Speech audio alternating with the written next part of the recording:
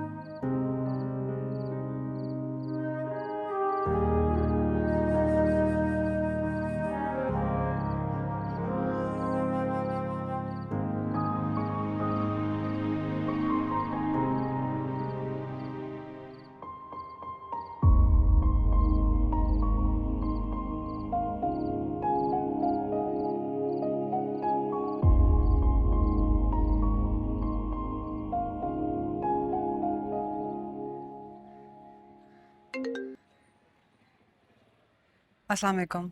वालेकुम अस्सलाम बेटे, हाउ आर यू? मैं ठीक हूँ।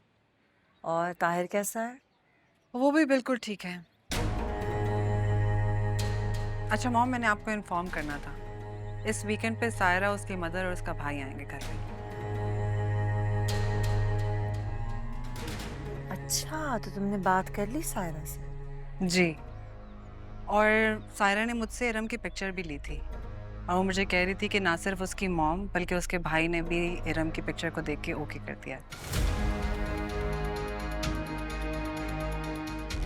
ये तो बहुत अच्छी बात है। मैं राबिया को बताती हूँ। और मुझे लगता है कि उनका आना सिर्फ एक फॉर्मेलिटी है, बाकी सब कुछ मोस्ट लाइकली डन ही होगा। चलो, आई होप कि राबिया और राशिद भाई भी मुतमईन हो जाएं और दोनों तरफ के मामलात ऐसे तरीके से हो सकें। बेटे की खुशी तो देखी नहीं इन दोनों ने।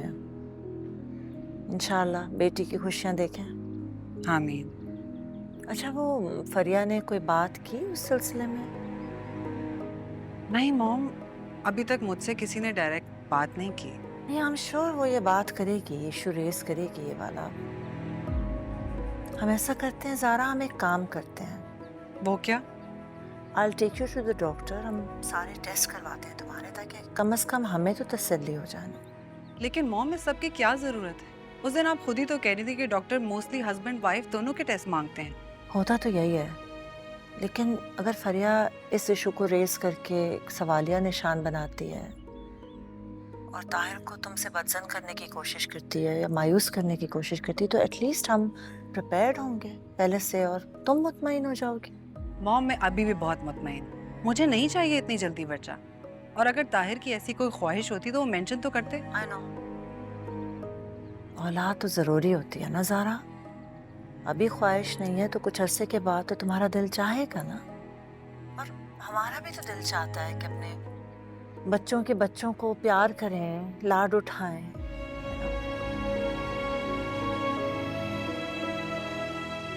अच्छा, फराज आ गए हैं Zaara. I'll talk to you later. खुदा हाफिज़। ओके।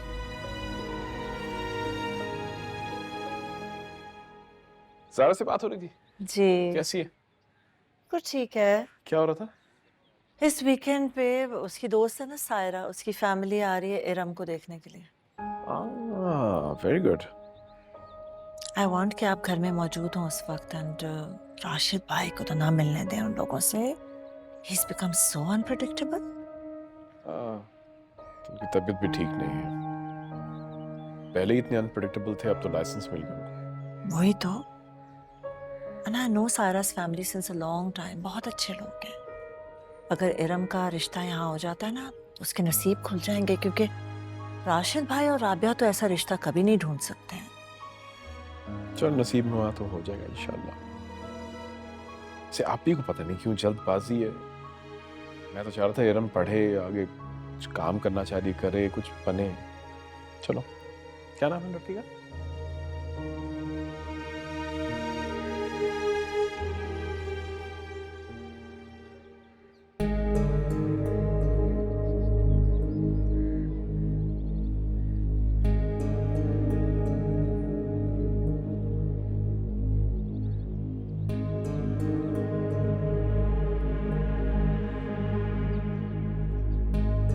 समझ नहीं आ रहा है कि कैसे पीछा छुड़ाऊं इस मुसीबत से। क्या पता देखते ही मना कर दें, लेकिन अगर ऐसा नहीं हुआ और रिश्ता तय हो गया, फिर मैं क्या करूंगी? कैसे अपनी जान छुड़ाऊंगी? मम्मी तो कभी मेरी बात नहीं मानेंगी। एक और नई मुसीबत गले पड़ गई है।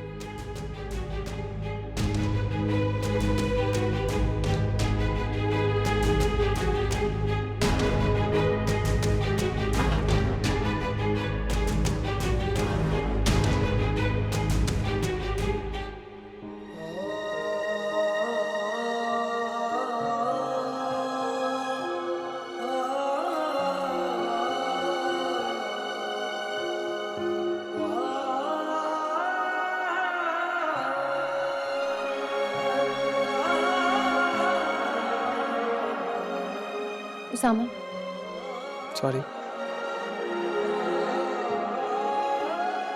उसामा उठो और ये ड्रामा बंद करो। पहले तुम कहो तुमने मुझे माफ किया। नहीं करना मैंने माफ, और मुझे तुमसे बात ही नहीं करनी है। कितने बुरे हो तुमने मुझसे बात ही नहीं की, ना मैसेज किया, और अब आ गए हो ये फूल लेके। अरे यार, मैं नाराज था ना, और तुम भी तो आ गई मुझे अकेला छोड़ के।